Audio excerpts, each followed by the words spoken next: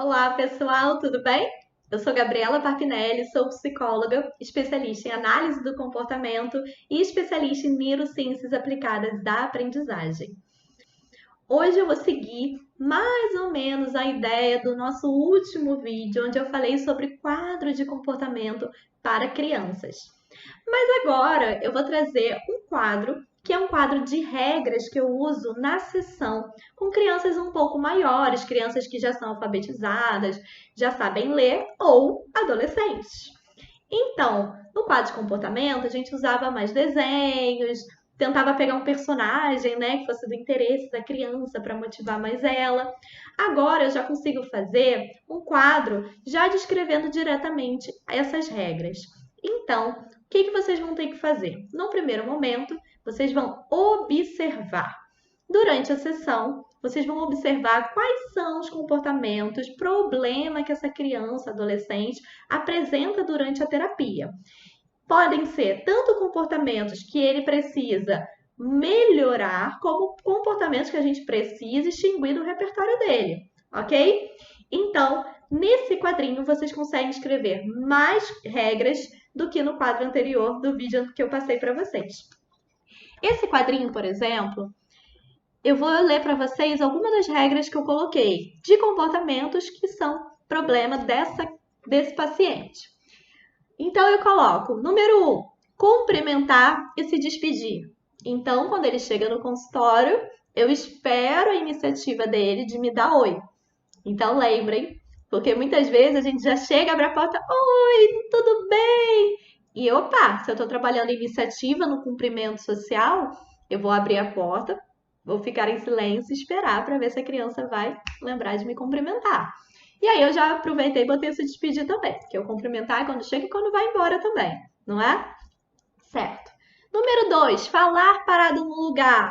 Então, quem trabalha com crianças autistas ou crianças hiperativas, sabe que muitas vezes você está falando com ela e ela vai andando, falando, olhando para o teto, para os brinquedos, mexendo nas coisas.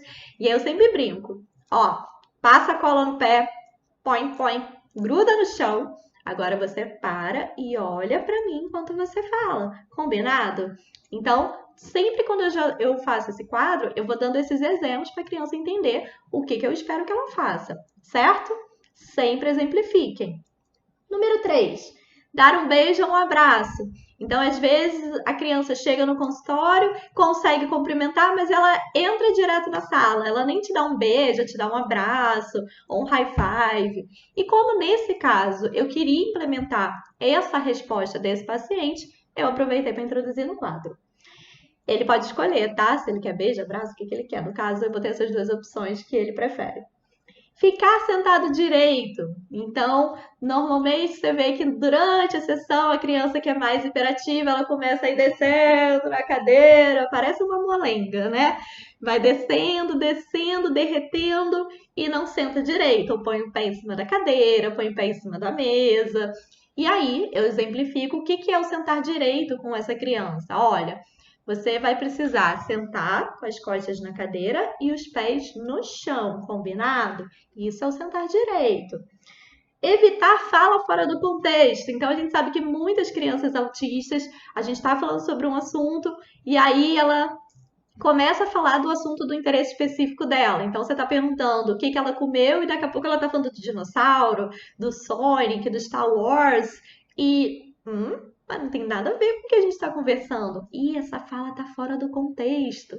E é muito bonitinho, porque depois de um tempo que a gente vai usando o quadro, a própria criança vai conseguindo monitorar esses comportamentos e às vezes ela mesma fala: Ih, falei fora do contexto, Gabi. Eu falei: Ih, vamos lá, volta, o que a gente estava falando?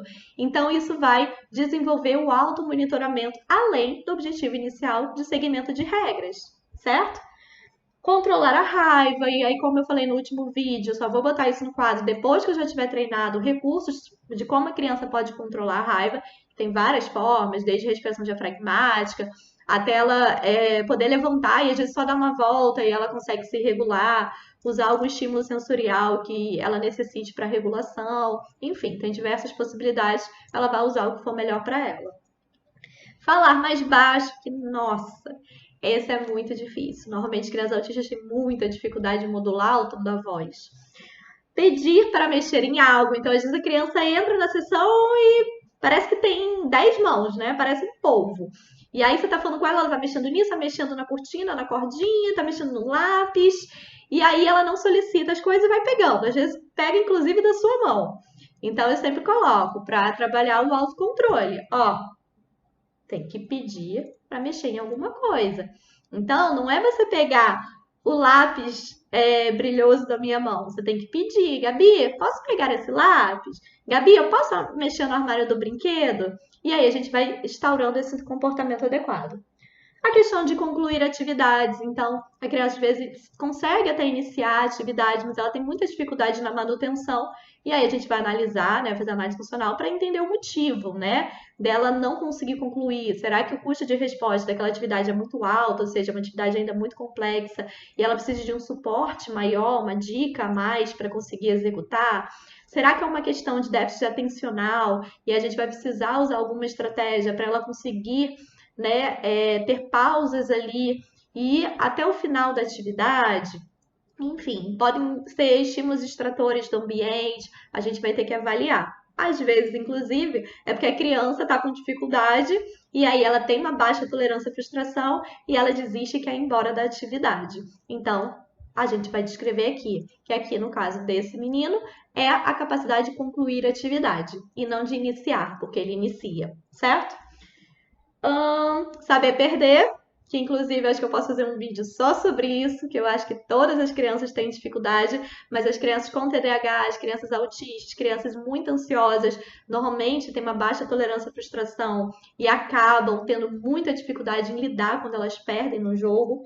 E trazer a tarefa de casa, que normalmente nas sessões, quando eu trabalho algo específico, alguma habilidade, eu costumo dar alguma tarefa que a criança tem que fazer em casa para que ela, né, tenha mais estimulação naquela habilidade, tenha uma maior probabilidade de generalização em outros ambientes, com os pais, professores, e aí na sessão seguinte ela tem que trazer para mim.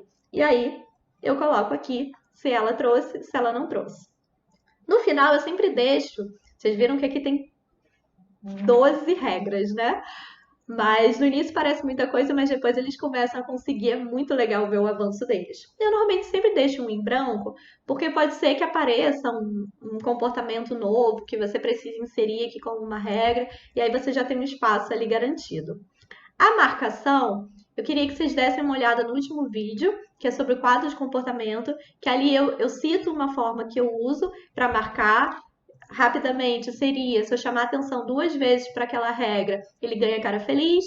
Se eu chamar 3 vezes é mais ou menos, e se a partir disso ele não seguir a regra, ele ganha cara triste. E aí, cada sessão eu vou marcando nas colunas.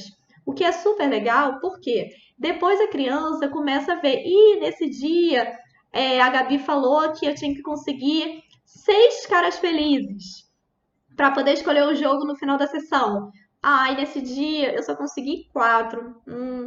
E aí, às vezes, a criança sai triste, chateada, porque não conseguiu naquele dia. Mas você tem que ser consistente com a regra que você estabeleceu para que ela chegue naquela recompensa desejada. Seja jogo, pode ser uma partida no iPad, pode ser fazer um desenho, pode ser assistir um vídeo junto com você no YouTube que ela gosta de dançar, cantar, enfim. A recompensa que ela vai ganhar tem que ser algo avaliado com a própria criança, ok? E aí, se for algo muito motivador e naquele dia ela não tiver conseguido a meta, na próxima sessão, você já inicia a sessão com o quadrinho e mostra para ela. E vamos ver quantas carinhas felizes você conseguiu na última sessão? Cara, tinha que conseguir 6 de 13, né? Você só conseguiu 4. Mas ó, essa daqui que você conseguiu cara triste, mais ou menos, eu tenho certeza que hoje você vai conseguir cara feliz. Vamos ver se você consegue?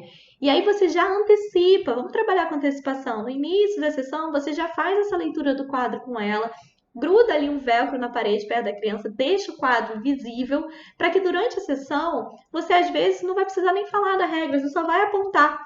E a criança mesmo vai ler e fala, tem que sentar direito. E aí ela mesma arruma o próprio corpo.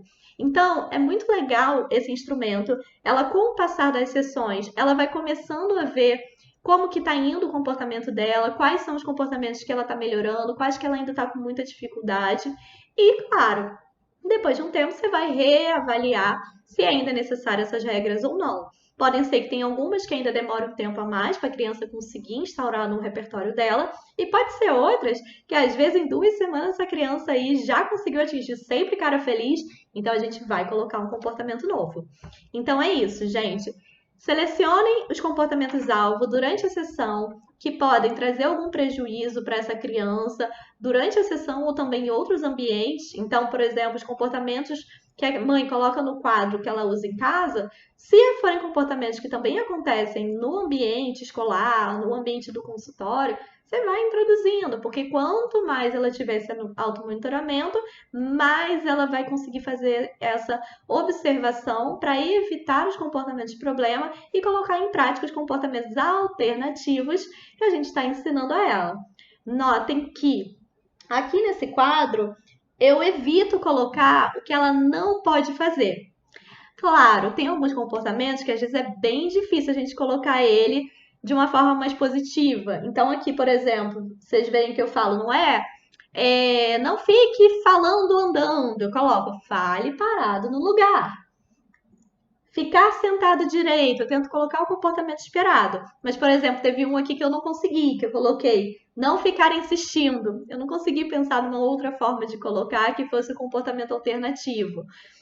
Porque às vezes a gente até pensa, mas fica uma frase tão grande que nem vai caber aqui. Então, se você parar para pensar, de 12 regras que eu coloquei, apenas uma eu coloquei o não. Ok? E aí, com o passar do tempo, você vai ver que essa criança vai aprender a seguir regras, que é uma grande dificuldade dessas crianças que apresentam alguma inflexibilidade cognitiva, e que essa recompensa daqui a pouco vai ser uma recompensa intrínseca. Ela não vai mais precisar ganhar um jogo no final da sessão. Só o fato dela ver que ela conseguiu a meta da quantidade de carinhas do dia, ela já vai ficar tão orgulhosa de si que isso já vai ser extremamente reforçador para essa criança. E esse é o nosso objetivo dentro da análise do comportamento. No início, a gente acaba utilizando alguns reforçadores extrínsecos, pareando com o reforço social, né? Então, elogios, cosquinha, bate aqui, para que gradativamente o próprio ato de seguir a regra e conseguir atingir a meta já seja reforçador para aquela criança. Se você tiver dúvidas em relação a reforçadores, tem um vídeo aqui no canal também que explica os tipos de reforçadores que você pode utilizar e a diferença entre eles, certo? É isso, gente. Espero que vocês tenham gostado, que vocês consigam aplicar também no consultório com vocês. Esse quadro de regras, ele pode ser usado com um paciente, mas ele também pode ser usado em grupos terapêuticos. Então, aqui, por exemplo, eu tenho um grupo que eu tinha 4 pacientes, um aqui saiu do grupo, e aí tinha as regras que eles precisavam seguir durante o grupo. E aí, todo início de grupo a gente lia as regras e no final a gente marcava como que foi o comportamento de cada um nesse quadro. E aí eles conseguiam ir trabalhando esse automonitoramento em grupo. Então, tem muito resultado. Usem, sejam consistentes e espero que dê certo com todo mundo. Se vocês gostaram desse vídeo, compartilhem com o máximo de pessoas para que elas possam ter essas dicas. E curtam aqui o vídeo, se inscrevam no canal e ativem o sininho para vocês receberem os próximos vídeos. Combinado? Um beijo, gente. Tchau, tchau.